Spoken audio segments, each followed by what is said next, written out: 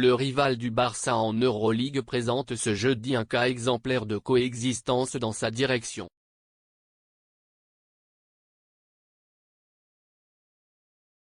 Six jours après l'invasion de l'Ukraine par la Russie, les sanctions contre l'agresseur affluent du monde entier, et une solution au conflit semble encore loin.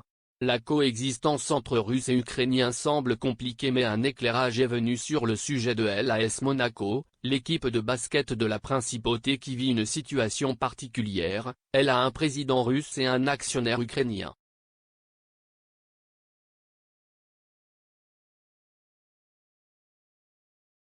Après Asvel, Monaco est le deuxième club le plus puissant de France, avec un budget d'environ 15 millions d'euros.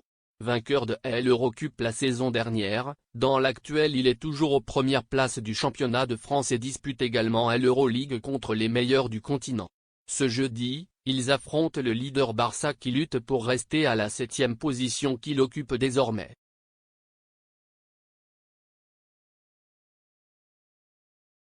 Depuis le 27 janvier, l'entité est présidée par Alexei Fedoriksev, un milliardaire d'origine russe qui a succédé à Sergueï Diadechko, qui possède un passeport ukrainien et reste actionnaire minoritaire, ainsi que vice-président en charge des opérations sportives. La fortune de Fedoriksev est parmi les 100 plus importantes de Russie. La coexistence des deux au sommet de l'entité, antérieure à l'invasion actuelle mais consolidée pendant la guerre qui touche le Donbass depuis 2014, laisse penser qu'un certain espoir de paix est possible entre ces deux peuples.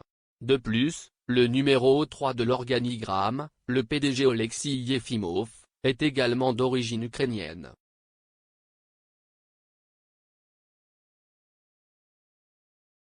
Alexei Fedoriksev, aujourd'hui citoyen monégasque et hongrois, et Sergueï Diadechko, deux hommes d'affaires riches et discrets, n'ont pas commenté le conflit en Ukraine.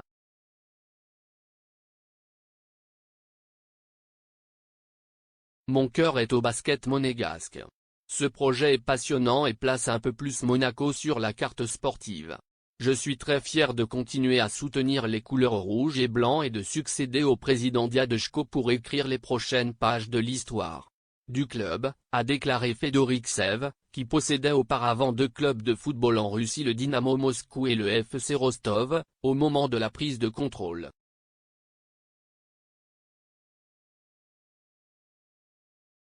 Ancien patron du club de football de Monaco, il a tenté fin 2002 de devenir l'actionnaire numéro 1 du club et de succéder à Jean-Louis Campora, avec l'aval de ce dernier.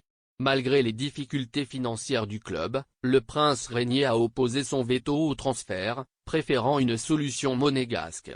Depuis 10 ans pourtant, le club est aux mains de Dmitri Rybolovlev, un autre magnat d'origine russe au passeport chypriote qui a son centre d'opération en principauté.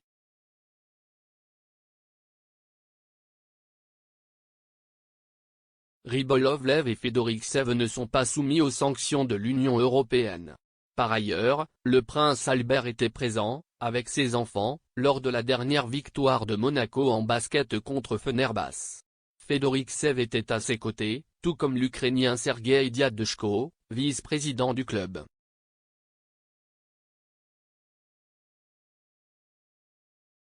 Fondateur de Fedecom, le leader mondial du soufre et des engrais, Fedoriksev possède une fortune personnelle estimée à 1000 millions de dollars, l'une des 100 plus importantes de Russie.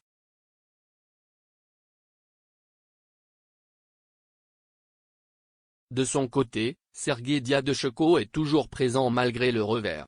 Je resterai actionnaire minoritaire.